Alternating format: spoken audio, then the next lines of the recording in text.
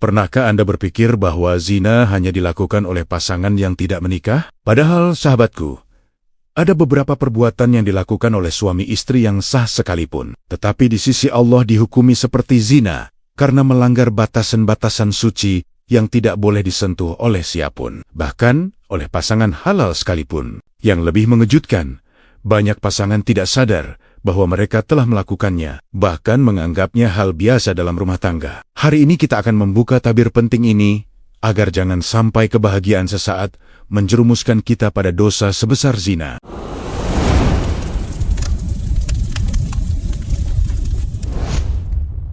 Pernikahan seringkali dianggap oleh sebagian besar orang hanya sebagai sebuah seremoni budaya, perayaan cinta, atau sekadar legalitas formal untuk menyatukan dua insan dalam satu atap yang sama. Namun, jika kita menyelami lebih dalam ke dalam samudera ilmu spiritual, pernikahan memiliki kedudukan yang jauh lebih tinggi dan sakral daripada sekadar kontrak sipil atau pemenuhan kebutuhan biologis semata. Di dalam Al-Quran, Allah Subhanahu wa Ta'ala menggunakan istilah yang sangat bergetar dan penuh wibawa untuk menggambarkan ikatan ini, yaitu mitsakan galiza. Tahukah Anda bahwa istilah ini bukanlah kata-kata biasa yang bertebaran di setiap ayat? Istilah perjanjian yang sangat kuat ini hanya digunakan oleh Allah Subhanahu wa Ta'ala untuk tiga hal yang maha besar: janji para nabi dan rasul dalam mengemban risalah, janji Allah Subhanahu wa Ta'ala dengan Bani Israel, dan ikatan pernikahan antara seorang laki-laki dan perempuan. Hal ini menunjukkan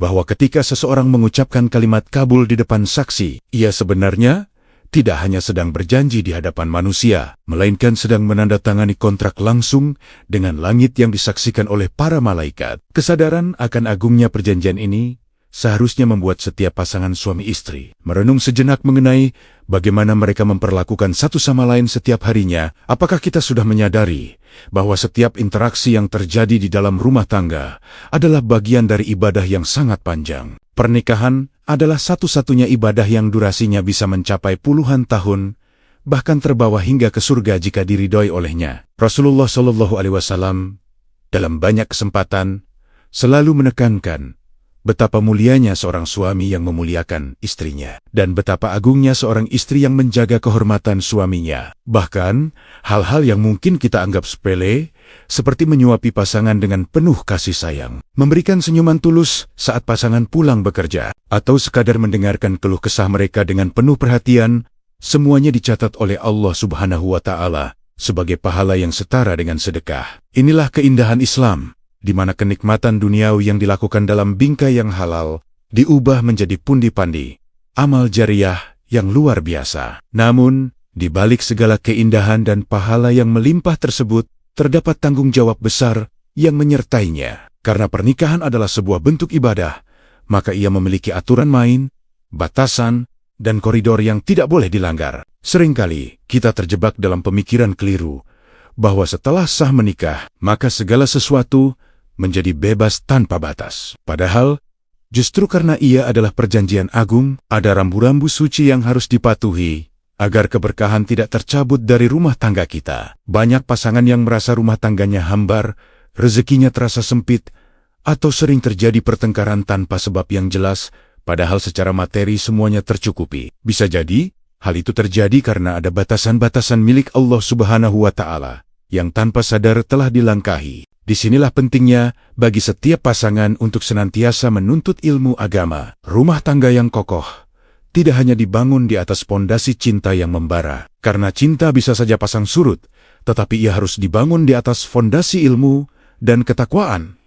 Bayangkan jika Anda sedang menjalankan ibadah salat, tentu Anda tidak bisa bergerak sesuka hati atau berbicara sembarangan, karena ada aturannya. Begitu pula dalam kehidupan suami istri. Memahami hakikat mitsakan galiza berarti memahami bahwa pasangan kita adalah amanah yang akan dimintai pertanggungjawabannya kelak di hari kiamat. Rasulullah SAW adalah teladan terbaik dalam mempraktikkan hal ini. Beliau menunjukkan bahwa kekuatan sebuah hubungan bukan terletak pada dominasi salah satu pihak, melainkan pada kemauan untuk saling menjaga agar tidak ada satupun perbuatan yang mengundang murka Allah Subhanahu wa Ta'ala. Ketika seorang suami atau istri memutuskan untuk menahan diri dari sesuatu yang dilarang, meskipun nafsu mereka menginginkannya, Disitulah letak kemenangan iman yang sesungguhnya. Itulah alasan mengapa ilmu harus mendahului amal. Dengan memahami posisi pernikahan sebagai ibadah yang sangat sakral, kita akan lebih berhati-hati dalam berucap dan bertindak, memastikan bahwa setiap hembusan napas di dalam rumah kita selalu berada dalam naungan rahmat Allah Subhanahu wa Ta'ala dan mengikuti sunnah Rasulullah Sallallahu Alaihi Wasallam. Pernahkah Anda merenungkan bahwa di dalam setiap perintah dan larangan yang ditetapkan oleh Allah Subhanahu wa Ta'ala selalu tersimpan kasih sayang yang luar biasa bagi hambanya? Salah satu batasan yang sering dianggap remeh, namun memiliki konsekuensi spiritual yang sangat berat, adalah mengenai hubungan intim di saat istri sedang menjalani masa haid. Dalam pandangan Islam, haid bukanlah sebuah kutukan atau aib bagi seorang wanita, melainkan sebuah siklus fitrah yang menjadi tanda kesehatan dan kesiapan reproduksi. Namun, Allah Subhanahu wa Ta'ala melalui firman-Nya dalam surah Al-Baqarah ayat 222 memberikan arahan yang sangat tegas. Allah Subhanahu wa Ta'ala menyebut haid sebagai adza, yang secara bahasa berarti sesuatu yang kotor, menyakitkan, atau mengganggu. Oleh karena itu, perintahnya sangat jelas. Jauhilah istri di tempat keluarnya darah tersebut, dan janganlah mendekati mereka untuk urusan hubungan intim sampai mereka benar-benar suci. Kalimat ini bukan bermaksud menjauhkan hubungan batin antara suami dan istri, melainkan memberikan batas suci pada tindakan fisik tertentu demi menjaga kemuliaan dan kesehatan sang istri. Mari kita selami lebih dalam mengapa larangan ini begitu ditekankan hingga banyak ulama menyamakannya dengan dosa besar. Jika kita merujuk pada hadis yang disampaikan oleh Rasulullah Sallallahu Alaihi Wasallam, beliau memberikan peringatan yang sangat menggetarkan jiwa. Rasulullah Sallallahu Alaihi Wasallam bersabda bahwa barang siapa yang menyetubuhi wanita yang sedang haid, maka ia sia-sialah telah kafir terhadap apa yang diturunkan kepada Nabi Muhammad Sallallahu Alaihi Wasallam. Tentu saha. Para ulama menjelaskan bahwa kafir di sini bermakna kufur kecil atau perbuatan yang sangat menentang syariat. Namun diksi yang digunakan Rasulullah Shallallahu Alaihi Wasallam menunjukkan betapa seriusnya pelanggaran ini di mata langit. Mengapa demikian? Karena ketika seorang suami memaksakan kehendaknya di saat kondisi istri sedang tidak suci, ia sebenarnya sedang mendahulukan syahwat hewani di atas perintah penciptanya. Ia sedang merobek batasan yang telah Allah Subhanahu wa Ta'ala tetapkan untuk melindungi manusia dari bahaya yang mungkin belum mereka sadari sepenuhnya. Secara medis dan logika kemanusiaan, larangan ini adalah bentuk perlindungan yang nyata. Ketika seorang wanita sedang haid, dinding rahimnya sedang meluruh dan pembuluh darahnya terbuka, menjadikannya sangat rentan terhadap infeksi bakteri dan kuman. Jika hubungan intim tetap dilakukan, risiko masuknya patogen ke dalam sistem reproduksi wanita meningkat berkali-kali lipat yang dapat menyebabkan peradangan serius hingga gangguan kesuburan di masa depan. Namun, bagi seorang mukmin, ketaatan tidak perlu menunggu penjelasan medis. Cukuplah ketika Allah Subhanahu wa Ta'ala mengatakan jangan, maka di sana pasti ada bahaya. Dan ketika Allah Subhanahu wa Ta'ala mengatakan tunggu, maka di sana ada hikmah yang manis.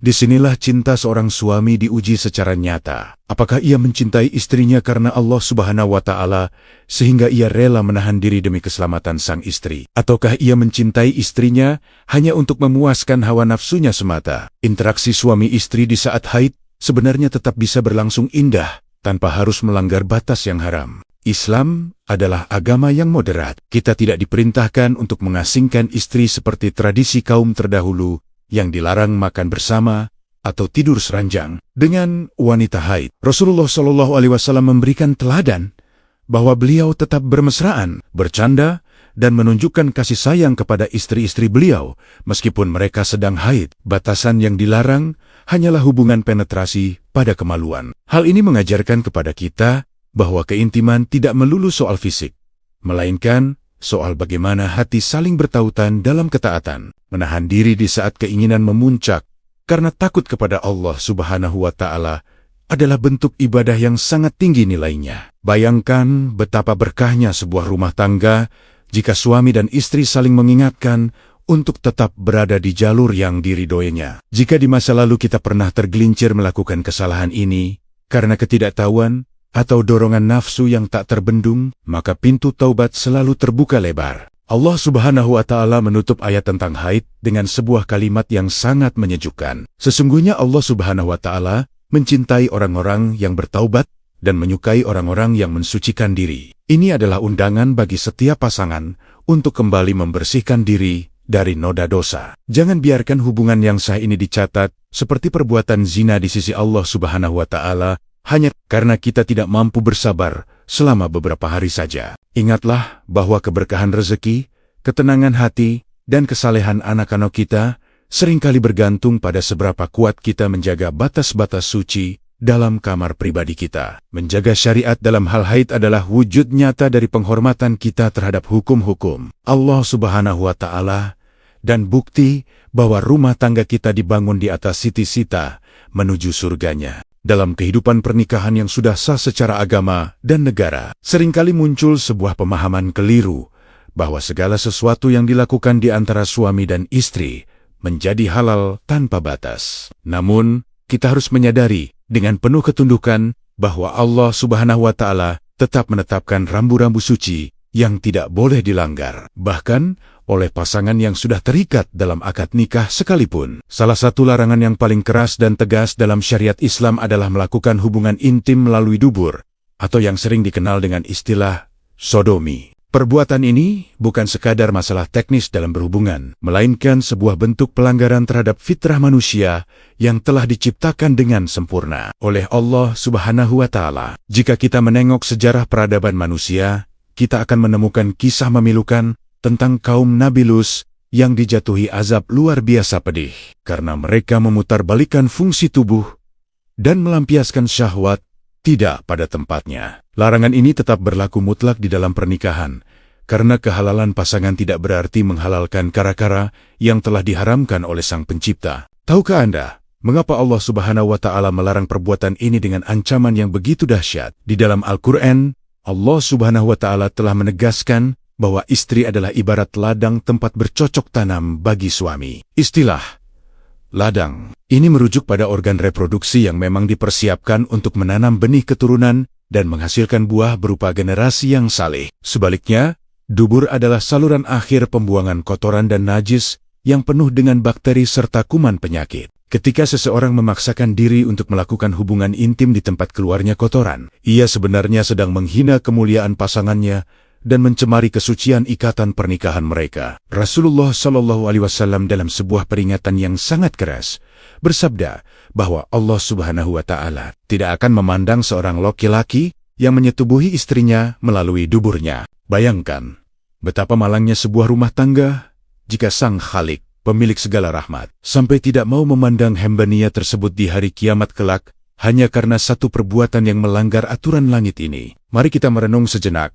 Apakah kenikmatan sesaat yang didasari oleh hawa nafsu yang menyimpang itu sebanding dengan hilangnya keberkahan di dalam rumah tangga? Rasulullah Shallallahu Alaihi Wasallam bahkan menyamakan perbuatan ini dengan bentuk pengingkaran terhadap ajaran wahyu. Hal ini dikarenakan orang yang melakukannya seolah-olah menganggap bahwa aturan yang ditetapkan Allah Subhanahu wa Ta'ala tidak lagi relevan atau tidak cukup memuaskan keinginannya. Padahal, setiap inci tubuh manusia telah didesain oleh Allah Subhanahu wa Ta'ala dengan fungsi dan tujuannya masing-masing. Melakukan hubungan intim melalui dubur adalah bentuk kezaliman terhadap diri sendiri dan pasangan. Secara medis, tindakan ini sangat berisiko menyebabkan robekan jaringan, infeksi saluran pencernaan yang parah, hingga penyakit menular seksual yang mematikan. Namun lebih dari sekadar risiko kesehatan, dampak spiritualnya jauh lebih mengerikan karena perbuatan ini dapat mengeraskan hati dan menjauhkan jiwa dari cahaya hidayah. Banyak orang yang mungkin terpapar oleh konten-konten tidak sehat di internet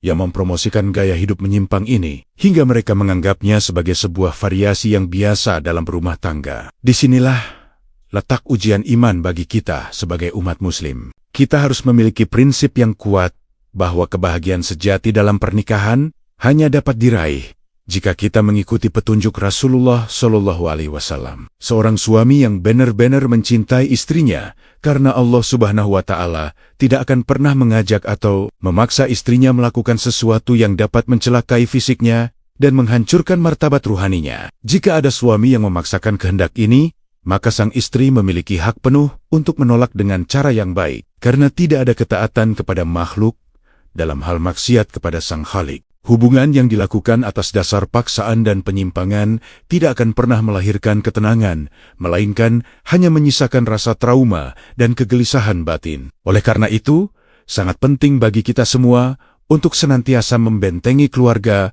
dengan ilmu yang lurus. Kita perlu memahami bahwa pernikahan adalah sarana untuk menyucikan jiwa, bukan tempat untuk meniru perbuatan kaum yang dimurkai. Jika di masa lalu, ada di antara kita yang mungkin pernah terjerumus ke dalam lubang dosa ini karena ketidaktahuan, maka segeralah bersujud dan memohon ampunan kepada Allah Subhanahu wa Ta'ala dengan taubat yang sungguh-sungguh. Allah Subhanahu wa Ta'ala adalah Zat yang Maha Pengampun dan Maha Penerima taubat bagi hamba yang mau mengakui kesalahannya dan berjanji untuk tidak mengulanginya lagi. Jangan biarkan sisa-sisa dosa ini menghambat terkabulnya doa-doa kita atau menjadi penghalang bagi anak-anak kita untuk tumbuh menjadi pribadi yang saleh. Marilah kita jaga kesucian kamar tidur kita, agar selalu menjadi tempat turunnya rahmat, bukan tempat yang memicu murka Allah Subhanahu wa Ta'ala. Dengan mematuhi batasan ini, kita sedang membuktikan bahwa kita adalah hamba yang lebih mendahulukan ridha Allah Subhanahu wa Ta'ala di atas segalanya.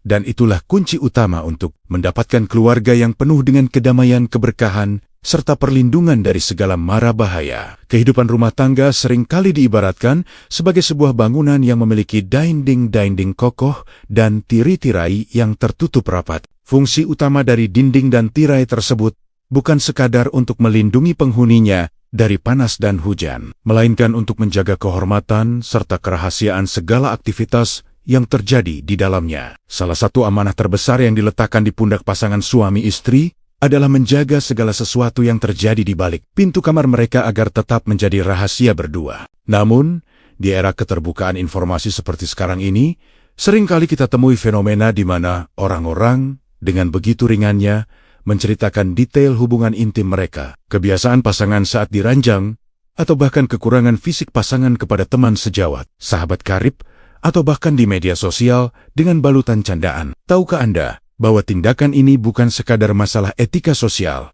melainkan sebuah dosa besar yang sangat dibenci oleh Allah Subhanahu wa Ta'ala? Rasulullah Shallallahu Alaihi Wasallam memberikan peringatan yang sangat keras dan menggetarkan hati mengenai perilaku ini. Beliau bersabda bahwa sesungguhnya manusia yang paling buruk kedudukannya di sisi Allah Subhanahu wa Ta'ala pada hari kiamat kelak adalah seorang laki-laki yang mendatangi istrinya, berhubungan intim, dan istrinya mendatanginya. Kemudian ia menyebarkan rahasia istrinya tersebut. Bayangkan betapa mengerikannya jika di hari ketika seluruh manusia mengharapkan syafaat dan rahmat, kita justru digolongkan sebagai makhluk dengan kedudukan terburuk hanya karena lisan kita yang tidak mampu menjaga kehormatan pasangan. Rasulullah Shallallahu Alaihi Wasallam bahkan memberikan perumpamaan yang sangat tajam, yaitu seperti setan laki-laki yang bertemu dengan setan perempuan di tengah jalan. Lalu mereka berhubungan intim di hadapan orang banyak yang menyaksikannya. Perumpamaan ini menggambarkan bahwa orang yang membuka rahasia ranjangnya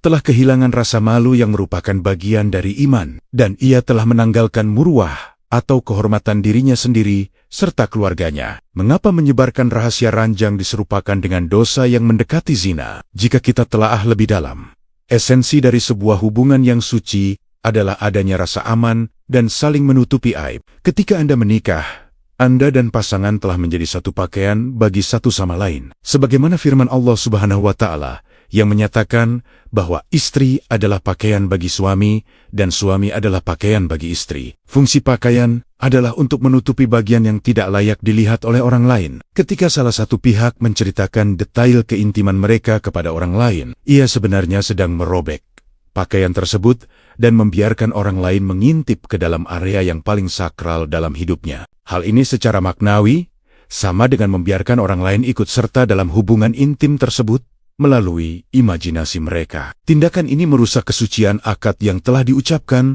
dan mengkhianati kepercayaan terdalam yang diberikan oleh pasangan. Keharmonisan sebuah rumah tangga seringkali mulai retak ketika tidak ada lagi rasa aman di antara suami dan istri. Bayangkan perasaan seorang istri atau suami yang mengetahui bahwa momen paling pribadi dalam hidupnya dijadikan bahan pembicaraan atau bahan tawa oleh orang lain. Luka yang dihasilkan oleh pengkhianatan lisan ini jauh lebih dalam daripada luka fisik, karena ia menyerang harga diri dan martabat seseorang. Seorang suami yang benar-benar beriman akan menjadi pelindung bagi kehormatan istrinya, dan seorang istri yang salihah akan menjadi penjaga rahasia suaminya dengan sebaik-baiknya.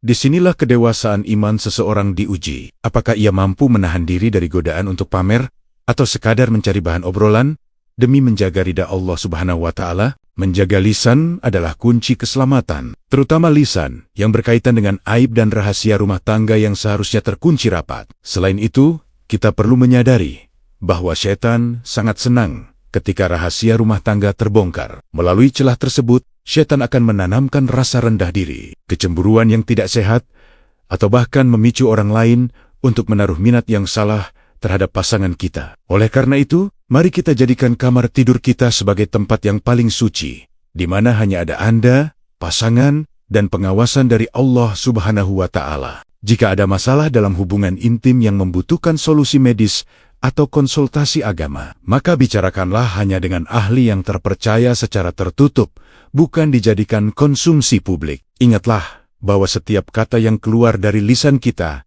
akan dimintai pertanggungjawabannya. Dengan menjaga rahasia pasangan, kita sebenarnya sedang memohon kepada Allah Subhanahu wa Ta'ala agar Dia pun menutupi aib-aib kita di hadapan seluruh makhluknya kelak. Mari kita bangun rumah tangga yang bukan hanya tampak indah dari luar, tetapi juga bersih dan mulia di dalamnya, karena kita senantiasa memegang teguh amanah suci yang telah diajarkan oleh Rasulullah SAW. Kehidupan rumah tangga merupakan sebuah ekosistem yang dibangun di atas pilar hak dan kewajiban yang saling menopang satu sama lain. Dalam Islam, hubungan suami istri bukan hanya dipandang sebagai sarana rekreasi fisik, melainkan sebuah benteng pertahanan iman yang sangat kokoh untuk melindungi manusia dari godaan maksiat yang tersebar luas di luar sana. Oleh karena itu, salah satu aspek yang sangat diperhatikan dalam syariat adalah pemenuhan kebutuhan biologis antara suami dan istri. Islam memberikan arahan yang sangat serius mengenai hak suami atas istrinya dalam hal ini, di mana seorang istri dilarang keras menolak ajakan suaminya untuk berhubungan intim jika tidak memiliki alasan yang dibenarkan secara agama atau alasan syar'i. Ketentuan ini seringkali disalahpahami sebagai bentuk ketidakadilan. Padahal, jika kita menelaah lebih dalam dengan hati yang jernih, aturan ini justru diciptakan oleh Allah Subhanahu wa Ta'ala untuk menjaga keutuhan rumah tangga dan mencegah masuknya fitnah yang dapat menghancurkan kebahagiaan keluarga. Rasulullah SAW dalam sebuah hadis yang sangat populer memberikan peringatan yang sangat tegas bagi para istri. Beliau bersabda bahwa apabila seorang suami mengajak istrinya ke tempat tidur namun sang istri menolak sehingga suaminya tidur dalam keadaan marah kepadanya, maka para malaikat akan melaknat istri tersebut hingga waktu pagi tiba. Pernahkah Anda merenungkan mengapa ancamannya begitu berat, hingga melibatkan laknat dari para malaikat langit? Hal ini dikarenakan penolakan tanpa alasan yang jelas dapat membuka pintu-pintu godaan bagi seorang suami. Di luar sana tantangan bagi seorang laki-laki untuk menjaga pandangan dan hatinya sangatlah berat. Ketika ia pulang ke rumah dengan harapan mendapatkan ketenangan, kasih sayang, dan pemenuhan haknya dari orang yang paling ia cintai, namun justru mendapatkan penolakan yang dingin, maka setan akan dengan sangat mudah membisikkan jalan-jalan haram sebagai pelampiasan. Dengan memenuhi ajakan suami, seorang istri sebenarnya sedang menjalankan peran sebagai pahlawan yang menjaga kehormatan suaminya agar tidak terjerumus ke dalam dosa zina. Namun, sangat penting untuk dipahami secara bijaksana bahwa larangan menolak ajakan ini bukanlah sebuah lisensi bagi suami untuk bertindak sewenang-wenang atau tanpa perasaan. Allah Subhanahu wa Ta'ala memerintahkan para suami untuk menggauli istri-istri mereka dengan cara yang ma'ruf, penuh kelembutan, dan kasih sayang. Alasan syar'i yang membolehkan istri untuk menolak diantaranya adalah ketika sedang dalam masa haid, nifas, sakit, yang membuatnya tidak mampu melakukan hubungan, atau kelelahan yang luar biasa yang dapat membahayakan kesehatannya. Islam adalah agama yang sangat manusiawi. Ia tidak membebankan sesuatu di luar batas kemampuan hambanya. Jika seorang istri memiliki uzur yang nyata, maka suami wajib memahaminya dengan penuh rasa empati. Sebagaimana teladan yang diberikan oleh Rasulullah SAW yang selalu bersikap paling lembut terhadap keluarganya. Komunikasi yang terbuka dan jujur antara suami dan istri menjadi kunci agar tidak terjadi kesalahpahaman yang berujung pada kemarahan. Tahukah Anda bahwa ketaatan seorang istri dalam hal ini memiliki nilai pahala yang setara dengan ibadah besar lainnya? Rasulullah SAW menjanjikan surga bagi wanita yang menjaga salatnya, berpuasa di bulan Ramadan, menjaga kemaluannya, dan taat kepada suaminya. Ia dipersilakan masuk ke dalam surga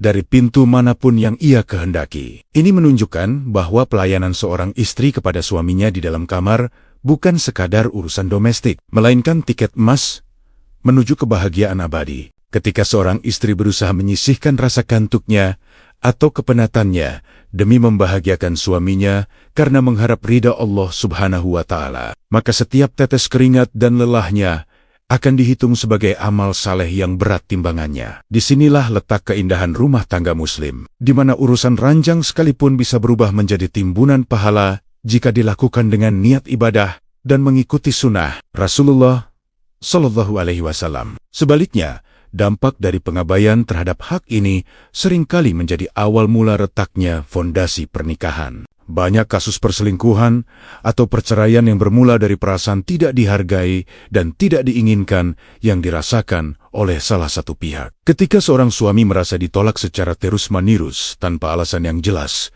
jiwanya akan merasa hampa dan rasa percayanya terhadap pasangan akan mulai memudar. Oleh karena itu, marilah kita melihat aturan ini sebagai wujud kasih sayang Allah Subhanahu wa Ta'ala yang ingin membentengi kita dari kehancuran. Bagi para istri, jadikanlah ketaatan ini sebagai bentuk syukur atas ikatan pernikahan yang sah. Dan bagi para suami, jadikanlah hak ini sebagai amanah untuk semakin menyayangi dan menghargai istri, bukan sebagai alat untuk menindas. Dengan saling memahami hak dan kewajiban masing-masing, serta senantiasa menempatkan ridha Allah Subhanahu wa Ta'ala sebagai tujuan utama, maka rumah tangga kita akan terhindar dari perilaku yang menyerupai zina dan akan senantiasa diliputi oleh sakinah, mawaddah, dan rahmah hingga akhir hayat. Kehidupan spiritual seorang muslim seringkali mencapai puncaknya ketika ia memutuskan untuk memisahkan diri sejenak dari hiruk-pikuk dunia demi mendekatkan diri kepada Sang Pencipta. Salah satu ibadah yang sangat mulia ini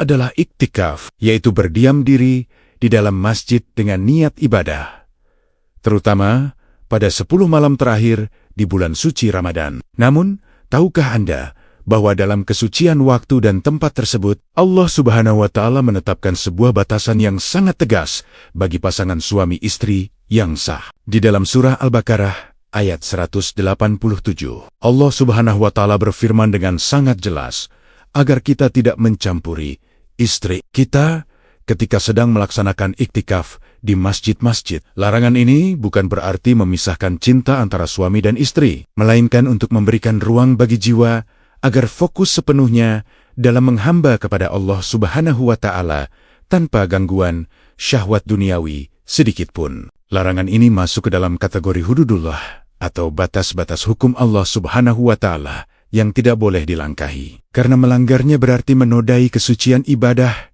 dan rumah Allah Subhanahu wa Ta'ala itu sendiri. Mari kita merenung sejenak, mengapa perbuatan yang asalnya halal di luar waktu iktikaf ini bisa berubah menjadi dosa yang sangat serius jika dilakukan saat beriktikaf? Jawabannya terletak pada hakikat dari iktikaf itu sendiri. Ketika seseorang memutuskan untuk masuk ke dalam masjid dengan niat iktikaf, ia sebenarnya sedang berkata kepada dunia bahwa saat ini aku hanya milik Allah Subhanahu wa Ta'ala. Ia meninggalkan kesibukan bisnisnya, meninggalkan empuknya kasur di rumahnya, dan bahkan menahan diri dari hubungan dengan pasangan halalnya demi meraih Lailatul Qadar. Jika dalam kondisi yang sangat sakral ini, seseorang justru melakukan hubungan intim, maka ia telah mengkhianati komitmen spiritualnya dan mencampuradukan antara nafsu rendah dengan pengabdian yang tinggi. Rasulullah SAW dalam sejarah hidup beliau tidak pernah memberikan celah bagi hal ini. Beliau adalah orang yang paling giat beriktikaf. Bahkan beliau mengencangkan ikat pinggangnya di malam-malam terakhir Ramadan untuk menunjukkan bahwa fokus beliau hanya tertuju pada ridha Allah Subhanahu wa Ta'ala. Dosa melakukan hubungan intim saat iktikaf seringkali diserupakan secara maknawi dengan perbuatan yang sangat buruk karena adanya unsur pelanggaran terhadap tempat yang suci. Masjid adalah rumah Allah Subhanahu wa Ta'ala yang diperuntukkan bagi zikir, sholat, dan tadabur Al-Quran. Melakukan hubungan intim di area masjid, meskipun dengan pasangan sah, adalah bentuk pelecehan terhadap kehormatan tempat ibadah. Bahkan, jika hubungan tersebut dilakukan di rumah saat seseorang sedang dalam masa komitmen iktikaf,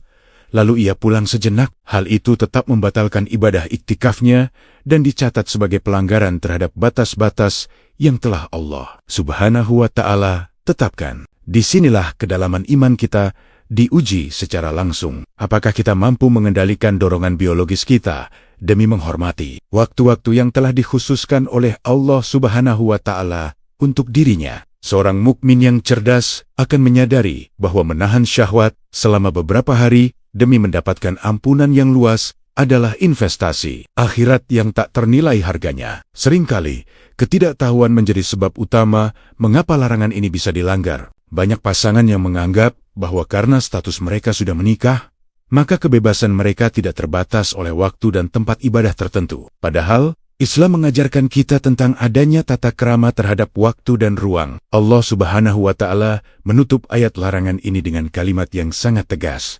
Itulah batas-batas hukum Allah. Maka, janganlah kamu mendekatinya.